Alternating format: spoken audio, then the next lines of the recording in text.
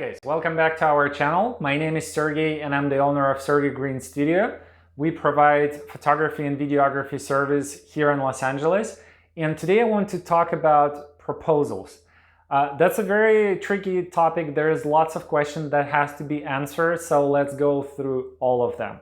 I actually wanted to record this video on the recent proposal that we did like 5 days ago or so, but on the spot, I figure out that you cannot really do both things. You have to record the YouTube video or you want to do the proposal. There is no such thing as the multitasking. So let's go through all of the things right over here. First of all, you want to figure out the format of your proposal. And over here, you're going to be choosing between the discrete format and the open format. What do I mean by that?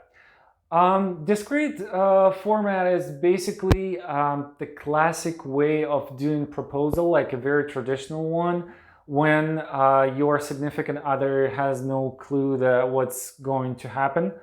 Well, they usually do, but officially they don't. So in this case, we trying to hide, I mean photographers and videographers, we're trying to hide somewhere while you're doing the proposal and everything. We're not talking beforehand. We're trying to stay as invisible as possible.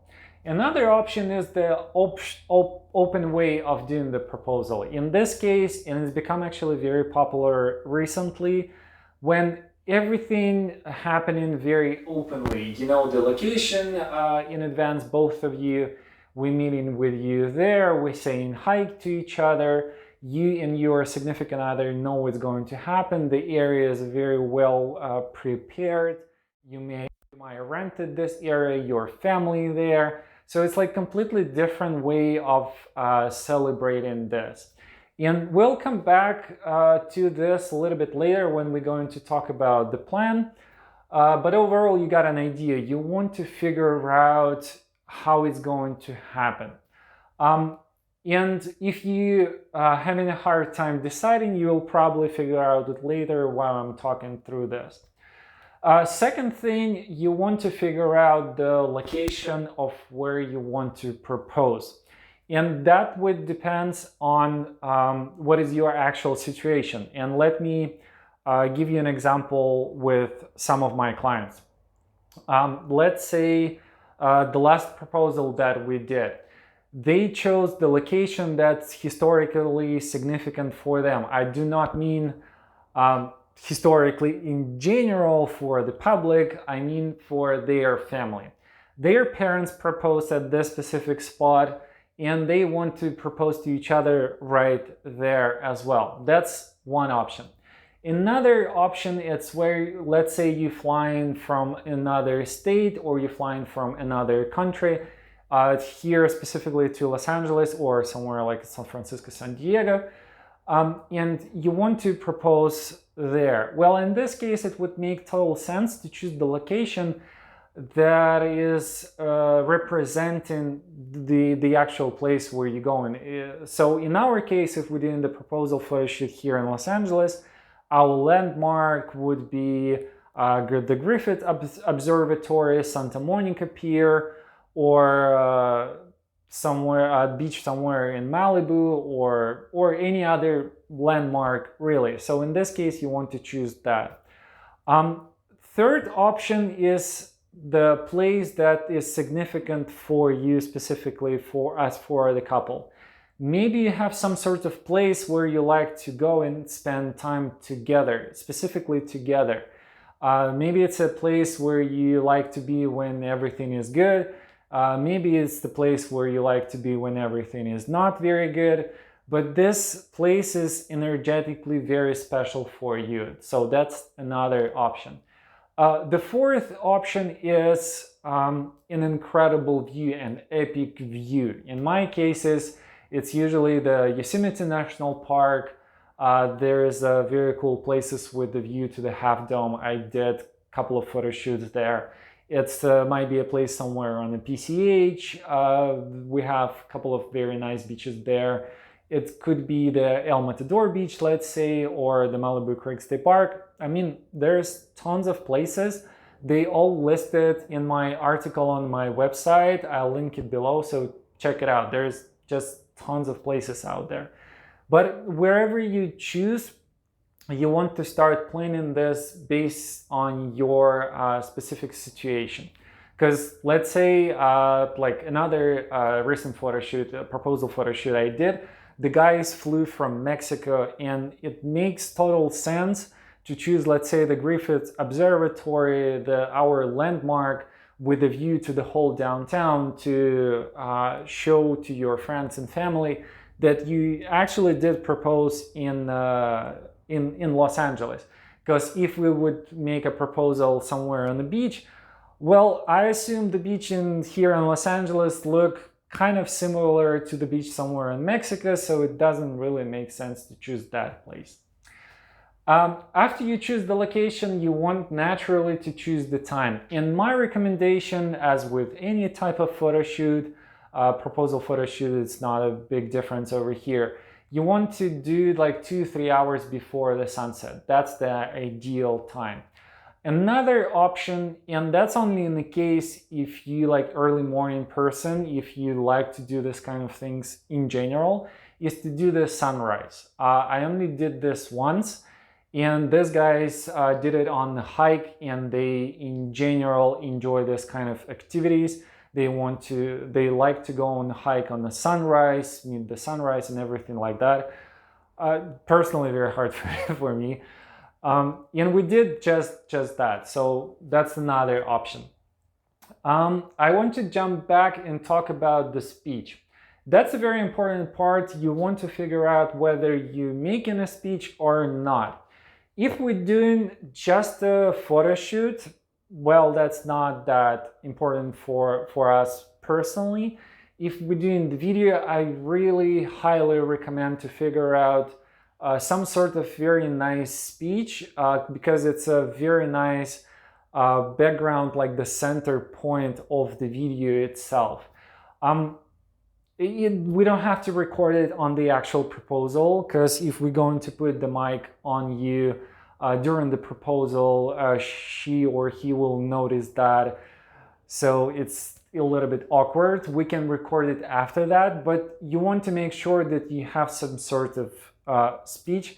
Another thing's actually especially common for the guys, when they do the speech throughout the actual engagement photo shoot, they forget about it because they just nervous too much about it, so we record it after. So after you did the plan and location and time and everything else, you want to make the specific plan. And what do I mean by that? You want to visualize everything. You want to figure out where you're actually going, how do you go there, that you walking a little bit ahead, that she or he following you, and everything like that. You want to visualize everything in the details. You also want to figure out what do you want to do after the proposal, like what is your plan? Do you want to keep going with the photo shoot? Do you want to go to the restaurant or anything like that? What do you do before the proposal? You probably don't want to just jump to the location and do the proposal right away. You want to do something in advance. So you want to have this plan in your mind in general. If we, let's say, going somewhere to the Half Dome of the Yosemite National Park, you want to figure out the legend, why you go there with a photographer, because you want to do a couple of nice photo shoot on your anniversary or something like that. Well, there's tons of things you can figure out, but you want to make sure that you have everything aligned in your head. The next step is to try to follow your plan, because we might make a plan, but it's not always goes the way we plan, especially on the nerve-wracking occasion as the proposal.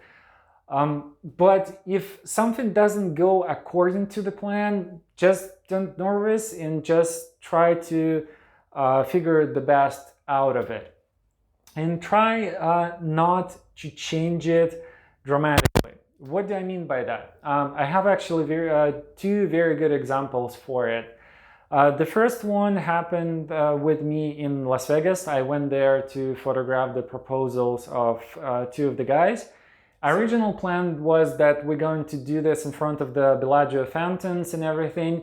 And I prepared the location, I prepared the angle where I'm going to be shooting from and everything like that.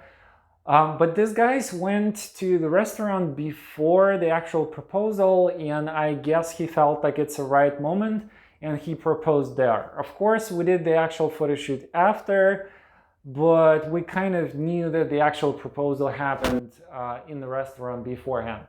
Not a very big deal, but still, you want to make sure that if there is no significant reason for you to change the plan, like let's say 30 minutes beforehand, you probably don't want to do this. Another thing that happened, we did the proposal for the guys who flew from India, and we photographed and did the video for them while we were driving through the PCH. And the original plan was that he going to propose at the Black Sand Beach or whatever it's called in San Francisco, next to the Golden Gate. And when we were doing the photo shoot in the City Hall, he actually went on his knee and proposed right there. I was ready, the videographer was ready. We wasn't on a very good spots for us, but we did that. And we asked him to do this again afterwards so we can do this better. But again, it was a little bit unpredictable. And again, if you feel like you want to change the plan, it's better to talk with your professionals, with your photographers and videographers beforehand, so they can be prepared for this very special moment. Another thing actually for this kind of situation, and that's usually happening on the beach, you can change your mind and you can propose somewhere else, not at the specific place where you planned. What do I mean by that? Let's imagine the real situation where you walking by the beach with your significant other, holding each other's hands, and you're walking sort of towards the spot where you're about to propose. But through the conversation, you feel that the moment is right, that this moment is right now, and you want to do this. Well, in this case, you want to do everything very slowly. You want to turn towards your significant other. You want to hold his hand. You want to do everything very, very slowly. And we, as photographers and videographers, we know what's going to happen, so we prepare. So it's not like you're walking by the beach and you suddenly stop and went on your knee and propose. Well, in this case, it's going to be a little bit harder. You want to do everything slightly slower. After that, after we figure out all that, as I mentioned, you want to figure out what's going to happen next. And usually we're assuming that after you propose, we're going to do some pictures with you together for about an hour, maybe for 2 hours.